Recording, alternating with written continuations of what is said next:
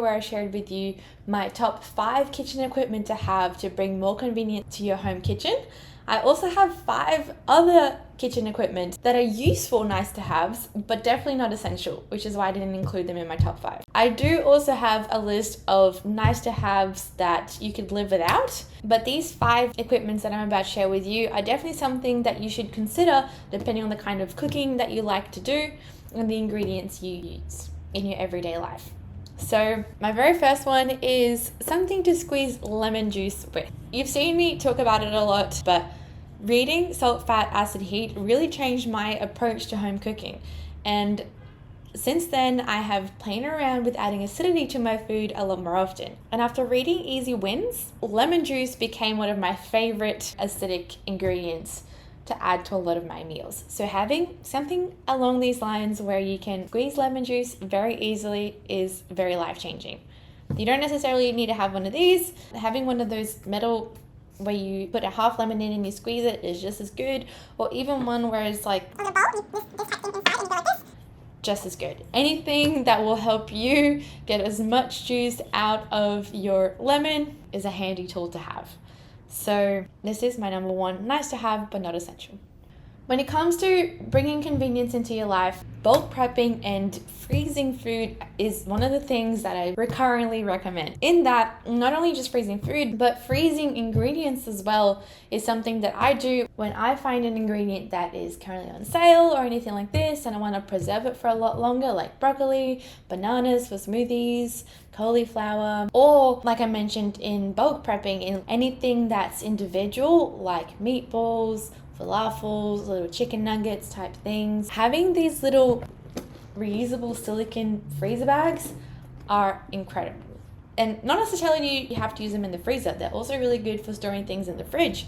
So they're super multi-purpose. I will have to say it's one of the most expensive things I have in the kitchen. So as much as I'd love to have many, I don't have many at all. And what I do, if you're short on money and don't want to invest into these high quality silicone freezer bags, I just buy acai pulp and reuse those Ziploc bags all the time. So as long as you give it a wash, the only different thing is that those weren't made for being reused. So I'm not sure if they're leaching microplastics or any other chemicals into my food, but since it's cold environment, I'd highly doubt that I'd be doing that.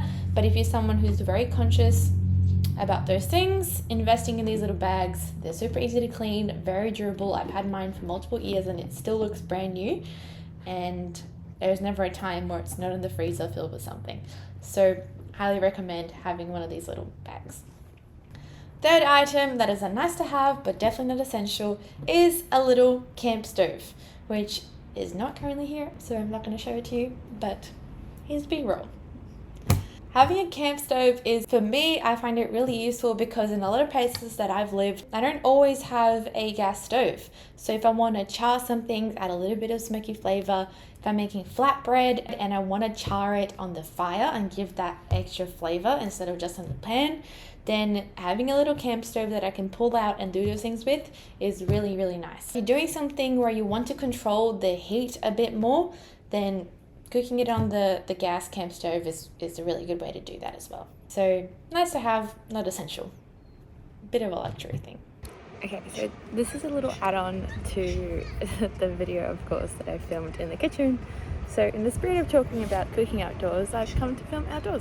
So with the camp stoves as well, what I found really cool about them is, and this is a new discovery, not only are they really useful for cooking indoors to make things that you can't with a regular induction cooktop, but I've really enjoyed cooking outdoors a lot more often. So I actually ran a workshop where we cooked outside, and we had a double gas stove and then a single gas stove. It was only for 4 people, so it was really quite cozy and nice, but we were outside and it was awesome. It was like cooking in the sun. And as you might have seen on my Instagram and my YouTube shorts, I went camping recently and I had the most incredible time cooking in the back of my friend's ute or over the campfire. But for the purposes of talking about the gas stove, it was so easy. We just go on an adventure, bring the gas stove with us and cook any way we wanted to. And especially living in Australia or in other countries where it's common that there are parks or you're happy to cook outside, it's such a nice way to get people together and have more than just a dips and crackers, you know what I mean? So embrace the gas stove. Get yourself an esky as well, so your cold things don't go off, or before the food that you're wanting to cook on the gas stove doesn't go off. And go outside, go on an adventure. It's amazing. I love it. And if you do, let me know where you go and what you cook on the gas stove outside in the comments below. Fourth item is a silicone mat, which is again something that I don't currently have, as my last one got ruined by my flatmates. But that's okay. Not salty about it.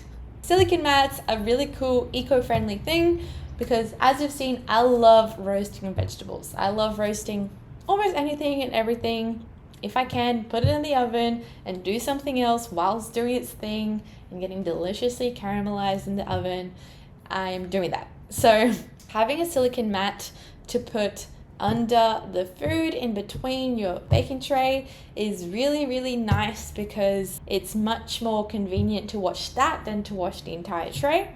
It makes cleaning the tray a lot easier. You don't have to scrub as hard, and you save money on baking paper. So baking paper is even more convenient because you can just scrunch it up, chuck it in the bin, grab a new paper next time you're baking something.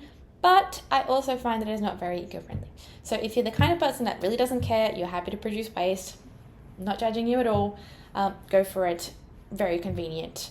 But I sometimes feel bad. And so buying those reusable silicone mats, I will admit they're not the easiest things to clean, but they're easy enough that I'm willing to do it to save that little bit of extra cash.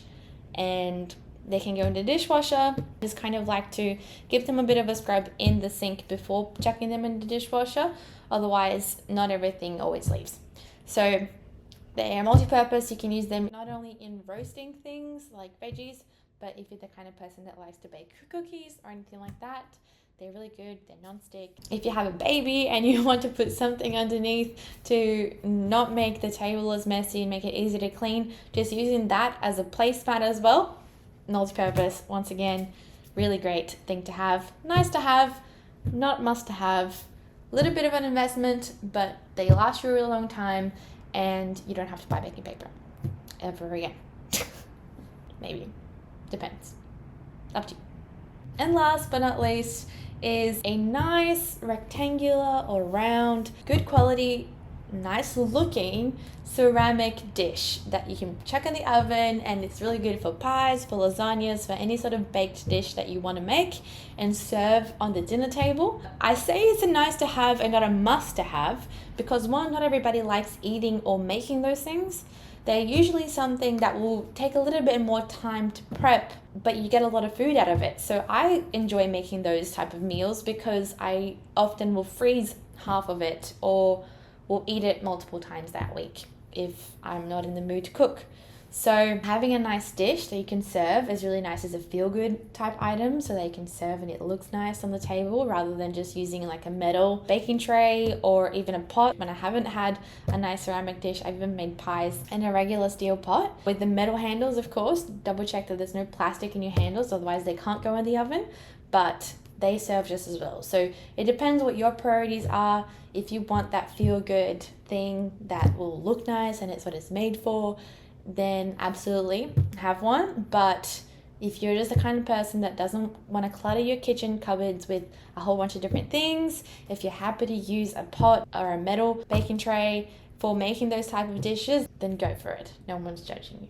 So I hope you liked and considered potentially getting one or a few of these nice to have items to bring a little bit more convenience or feel good into your home cooking experience. If you haven't yet watched the other video that I made with my fundamental top 5 kitchen equipment to have to bring more convenience into your home cooking life, then definitely click here and watch that as well.